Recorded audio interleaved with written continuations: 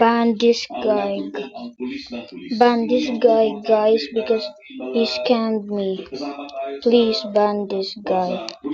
Please report him. By the way, how to report this user? You have to wait.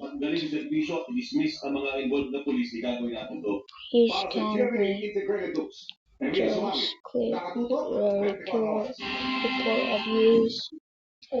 Please guys, you have to listen to me. Ano ang basurang ilang araw lang, hindi nakakakot. Hindi nakakalaw na nga, nakakakit pa sa kalsada ang mga nakatiwang.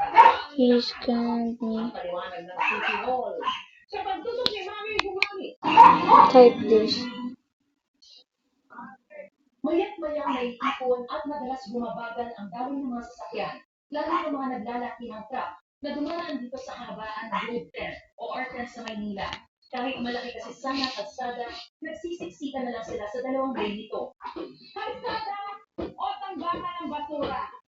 Mapapakamot ulo at mapapakamot ka na lang talaga. Kung ano pa nga ba ang silbi ng lugar na ito rito sa may R10? Paano hindi? Dalawang lane na lang ang madaraanan ng mga motorista sa puntong ito ng R10. At sa kabilang, isang matembang nakatiwang wala. Kaya ang mga motorista nagrereklamo na. So you better report this guy. This guy is a complete duckhead. So please, by the way, block this user. Bye. Block because. Thank you guys.